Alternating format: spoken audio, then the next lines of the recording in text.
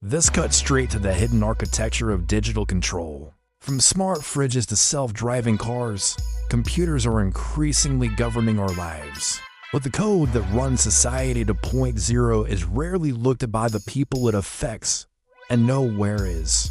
This more true than in the fine print we click agree to without reading. These user agreements are one of the most powerful but least noticed ways corporations and sometimes governments shape our online lives. Today we'll be looking at how these consent machines work.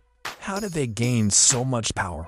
Well, first of all, the average terms of service is over 10,000 words. It's written in dense legal language and stuffed with hundreds of links to other documents.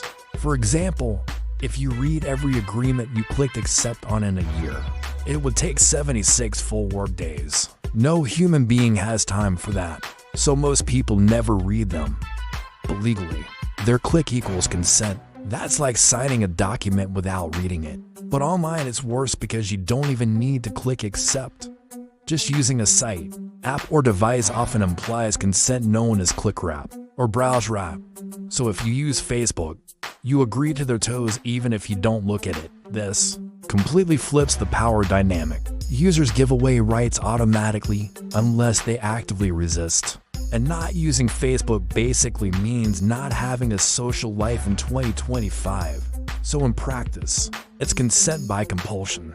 So what exactly do they make us consent to? Because if you're not clicking accept, you're probably not getting access. Well, first of all, the vast majority of user agreements say that while you own your content, you give the company a worldwide, royalty-free license to use it.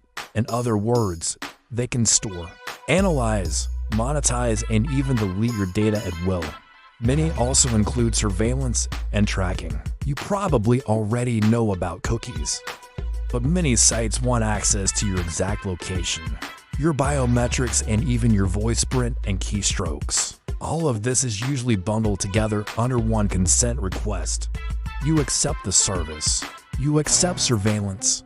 Also, some terms of service give companies the right to alter your feed, prioritize certain content, or run experiments on you.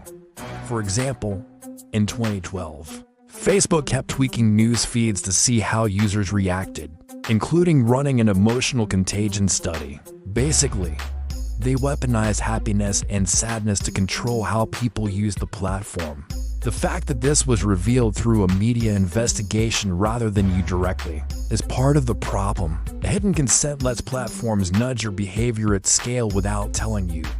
Then there are the arbitration clauses.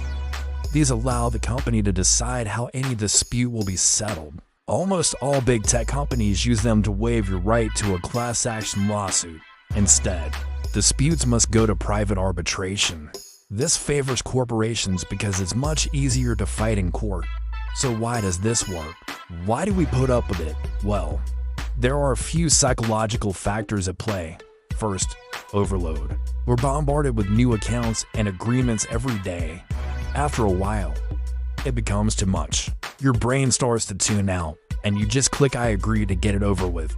Second, trust in design. Buttons that say continue or get started make us think that the default option is safe. Seeing everyone around you clicking accept gives you a sense of social proof. Then there's FOMO. Not clicking accept means exclusion. It could cut you off from jobs, friends, or being informed about your city. So you feel pressured to comply. Finally, illusion of choice. You can decline and take a few seconds to read through the agreement, but then you're cut off. You're locked out of the site or service, so the illusion of choice doesn't hold up. You have to agree to get in, but once you're in, you can't leave without agreeing. In short, this is consent theater. You appear to choose, but the design forces you to comply. User agreements have quietly become unseen contracts that determine how we interact, what rights we give up, and how much control companies exert. A new kind of social contract. Governments once controlled contracts and rights and made those terms transparent. But now tech. Companies govern daily life through hidden agreements. You don't negotiate terms. You surrender rights for access. Effectively, this creates a private legal system where corporations not states, set the rules. Looking ahead, as smart devices enter more parts of our lives, the trend won't change. Soon enough, fridges, cars, and even wearables will have terms of service baked in. And if you want to use them, you'll have to consent. Imagine needing to agree to Facebook's terms to drive safely or cook healthy meals. It sounds absurd, but that's where we're headed. AI assistants might also soon require us to give them full access to our conversations, finances, and even medical records. Our future might depend on biometric governance. Imagine a world where your facial expressions or brain activity are logged in giant databases. Sounds dystopian, but future terms of service could make that a reality. In conclusion, user agreements have quietly become 1. Consent machines that override our will. 2. Unfair contracts that stack the deck in favor of corporations. 3. A new social contract where users surrender rights for access. We live in the age of rule by secrecy, where the fine print is the new constitution of online life. If we don't change course, the digital genie won't stop granting wishes. It'll just make sure you have to agree to every one of them. Hopefully that helps with digital consent. Thanks for watching.